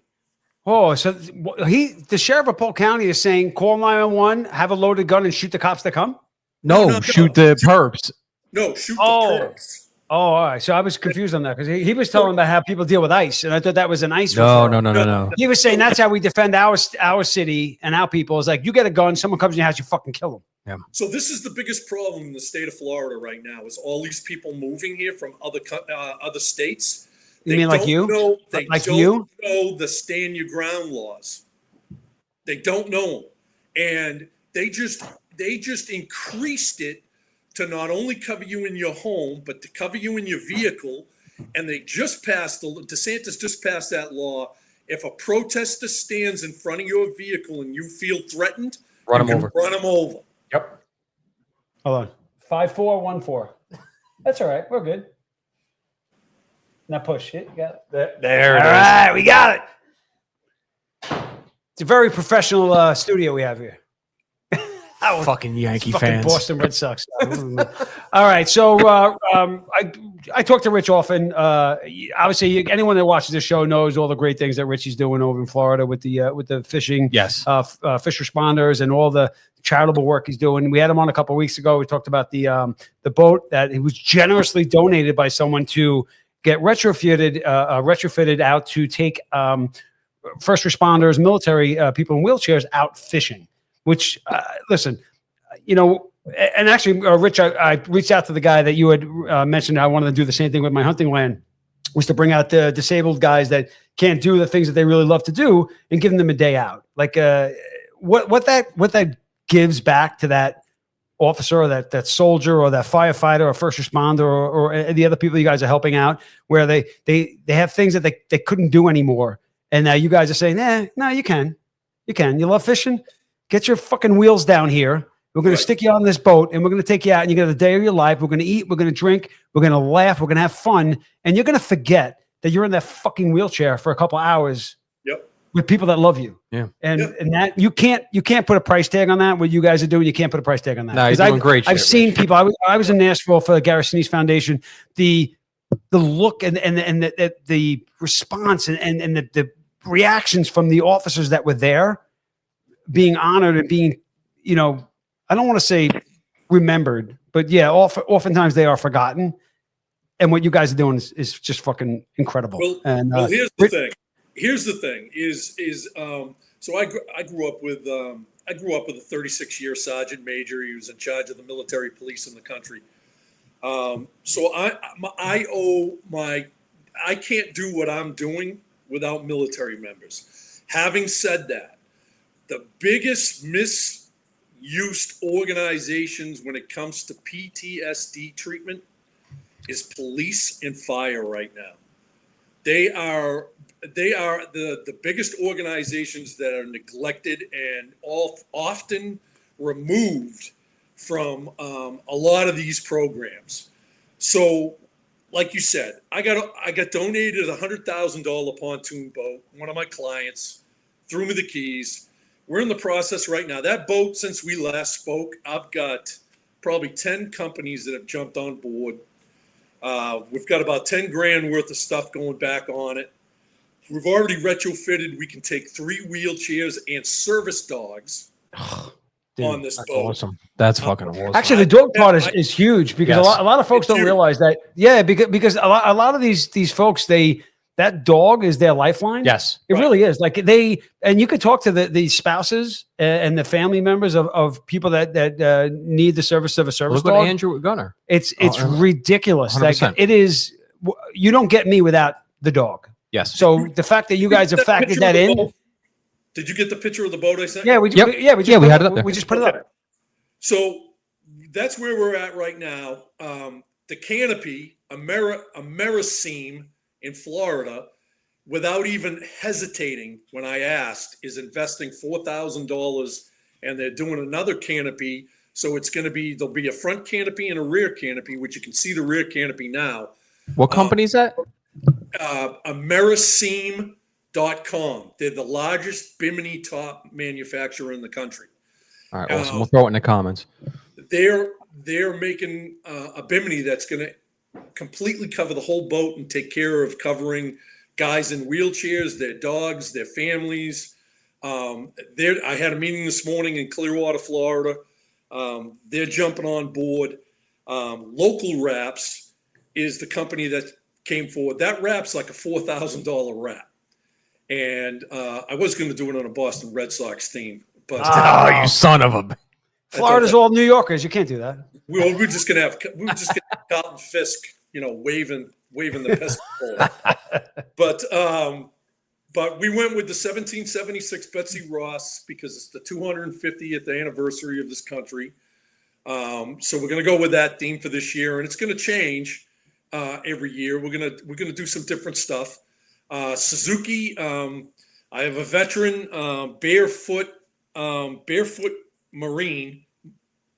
He's a Army veteran, and he's one of the best outboard Marine mechanics. He doesn't wear Completely shoes. rebuilt that whole engine.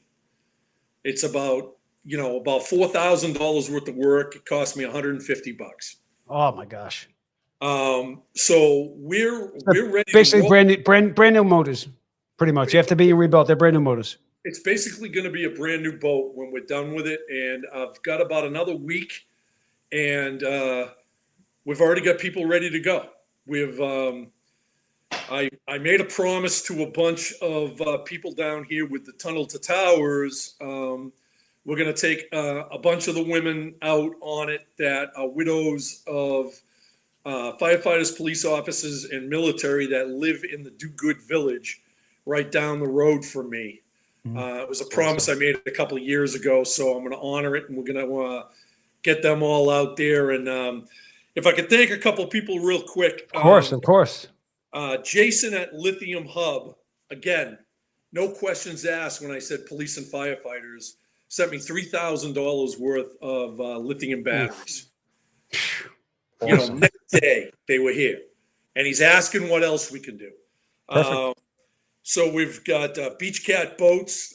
Sarah, the owner of Beach Cat, which that's that model. That's the Lamborghini of Pontoons. pontoon boats. It's all fiberglass. We've got a full walk down bathroom, sits 14. The pontoons themselves are also fiberglass or aluminum. Yeah, no, it's Cat. So they're spread out. Yeah, it's got a 200 Suzuki motor on it. Shout out to Suzuki. So Thomas from Eco Coolers, the CEO and owner of Eco Outfitters, called me the other day, said, "Hey, listen, I love the patriotic theme. Let's design some American flag coolers, red, white, and blue coolers, and let's get those on there. So we have Crump's Landing, which we just did our first episode of Reels and Responders, a TV show we're launching. And one of our first guests was, I got a call from a chief that says, I got a firefighter that is in bad shape right now, and psychologically he needs a reset. We took him out for the first episode. And let me back up. This isn't a fishing show. This is what I tried to convey to my producer. I said, this isn't the Rich Doherty fishing show. This is water. Because that guy can't catch a fucking fish to save his life. Yeah, no, he sucks. He buys his fish at the market. So water is therapy, right? So this episode came out phenomenal. We've got a lot of wildlife. We've got a lot of, going out to the Gulf of America, sun coming up, a lot of drone footage. It came out phenomenal. And this kid caught a ton of fish. And I got to be honest with you, after the show, and then we have what we call the debriefing. We sit at Crump's Landing, which is a 25-acre, multi-million-dollar tiki hut restaurant. And they give us a tiki hut to ourselves, and we set up in the tiki hut, and we do what's called a debriefing. We talk about what happened during our trip. And we didn't get too hot into it, but afterwards I got a phone call, and he was like, dude, that just hit my reset button. And it just makes it a little easier to go to work tomorrow. Well, actually, that concept of what you're doing is brilliant. I mean, getting people together and having a really great time, you can't really quantify it, you can't explain it until you give the folks access to the experience. And now the experience isn't just being on the boat and watching what's going on. It's that tiki hut afterwards, and then connecting on a personal level with everyone that was on that boat and what it meant to them, because you're not going to get that on the boat, right? That's what I was going to say. It's not the fishing. No, it's it's the fraternity. It's the decompression afterwards. Yeah, bro. of course. And that's what's going to sell what you're doing. That people, like I said, that guy saw that and went, oh my God, that totally recharged my batteries, because he made a personal connection in that tiki hut. You don't make that personal connection on the boat. You look at that boat trip and you're like, oh, that's really great. That's really cool. And then you get the internal stuff from the people that were there, and that's where it sells. And that's where it gets them in the feels. It restores normalcy. It makes them feel normal again. They're back to the fraternity. They're back to the bullshitting and the joking around. And nobody wants anything. It's not like you're doing that and saying, hey, now what's in it for me? Check at the door or sign in. No. This is for you. Just share your experience with people, and maybe they want to come and do this, or maybe someone that's got money that can donate to this. That's when the interest really starts to pump up. So really working on that tiki hut, I think, is massive to what you're doing. So we're in the process with filled out all the paperwork. The donator of that boat, Steve Wellesley, just came on board. He's on the board of directors with us when we do the 501c3. He's a marketing genius. So we've got companies coming out of the woodwork right now. We have a company right now. It's called Tactical Brewery in Orlando. A couple of Marines that's got one of the biggest breweries in the state of Florida. We just negotiated a program this morning that we're going to come in. So we're going to get a couple firefighters, a couple cops, and a couple of military guys, and we're going to go to the brewery. We're gonna brew our own brew, and then we're gonna have a promotion, and 100% of all that beer, he's gonna do 6 kegs. 100% of the proceeds is gonna go back into the foundation. All right, I'm not. Unfortunately, the earlier show ran later than we expected, and we got laid out. And I don't want to cut you short. But we are getting the side eye. There's another show coming on after us. And you caught the slamming door? I don't want to get. I saw him in the background. All right, good. So, well, let's. Honestly, I love what we do, Rich. I really do, and Rich and I talk often 100%. To keep up this relationship and make sure that we're continuing to update our viewership and what you're doing. The last question I have for you is a name. Let's see if we can wrap this up in the next 2 or 3 minutes. Do you have a name for the boat? Are you looking at names? A boat has to have a name. Absolutely has to have a name. What are you thinking? Are you thinking that far ahead yet? Can we have some suggestions here? Can we have a contest on how we're going to name this? You know, I think you should name the boat Old Glory. Old Glory is fucking home run. Or the Betsy Ross. Like there's got to be something that come up with a good. To be honest with you, it was going to be the pole smoker. Oh, come on, Rich, you can't do that. Come on, that was mine. Bro. Can you name it the boat of Yankee fans and Yankee fans and everybody that wants to be Yankee fans? The pole That's smoker. Tommy. Tommy's still doing all that pole. I'm a smoke Mets shit. fan. Cut it out. No, but I definitely think so. The boat doesn't have a name yet. It might be the Betsy Ross. We've been thinking about it. It's going to be, or it might just be Freedom. It might be for the something I see cool and it's unique shirt. and like. Or just fraternity. Just fraternity. Something. I mean, something. Nah. Well, needs more to be than honest that. with you, Yeah. and not to take any more time up, I'm running into a ton of shit with these guys these days that, one, they don't know the word brotherhood, and they don't know what fraternity dude. Rich, we're not going down that road, Rich. We don't have enough time. We don't have Rich? enough time. we're not going down that road. But isn't it, honestly, Rich, isn't it fucking pathetic? It's word, unbelievable. That word has lost so Yes. much meaning in 10 years and 15 years. Unbelievable. What honestly though, it cements home what we do. Because honestly, do you want 1 million people like yeah, or do you want a couple thousand people that are fucking all in? And that's when work gets done. When you get that 10% of people that support that do all that fucking work, that's where this is what I was thinking when he was listing all these people that are helping him and donating all this stuff. It's like, dude, you want to talk about what makes this country so fucking great. Like that's all just, unmandated, intrinsic generosity from people. Right. You're not going to find that anywhere else in the fucking world. That's what makes this fucking place so fucking awesome. Nobody had to be told to do that. That's what shit makes for what him. we do so awesome. Because again, you said, Pat said earlier, there are people that take the job because it's a calling, and then there are people that take it for as a stepping stone or a bread box to stand on. We don't do that. Rich doesn't need anyone to pat him on the back. I don't need anyone to pat on my back. You probably need a pat on the back. I definitely need a pat on the back. I'm like a dog. I need constant affirmation that I'm loved. Good boy. We do what we do, and we sleep good okay boy. at night. And we can boy. motherfuck the antis all we want. All I want is the people that support what we do, and that's our audience, right? So we don't give a shit about the rest of them. So let's have your audience name this boat. There you go. I like it. We're gonna get on that. We're gonna put a little campaign forward to name the boat. We'll work on it during the week to kind of fester it up for the next show, and then hopefully in the next couple of weeks there's a little more progress, and then we can have you back on, and we'll figure out. Rich, Rich, you're welcome on anytime you want to come on. That's 100%. Any one of the shows you ever want to come on. He knows and I've told him. I've told him before. Come down. Yeah. Oh no. Oh, Josh doesn't mind going down. I just put my name out there. Don't worry about it. Don't you're the fact you're not a Yankee fan. We'll get over that.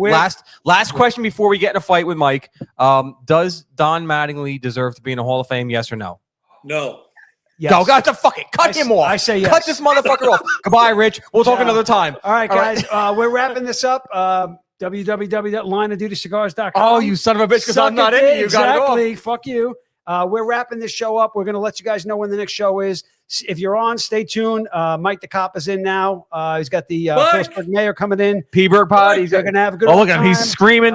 We're going to wrap this up real quickly, and then they're going to go back on in like 10 minutes. So if you're in, stay in. If you're not, go fuck yourself. There it is. Ciao. There it is. See you, boys.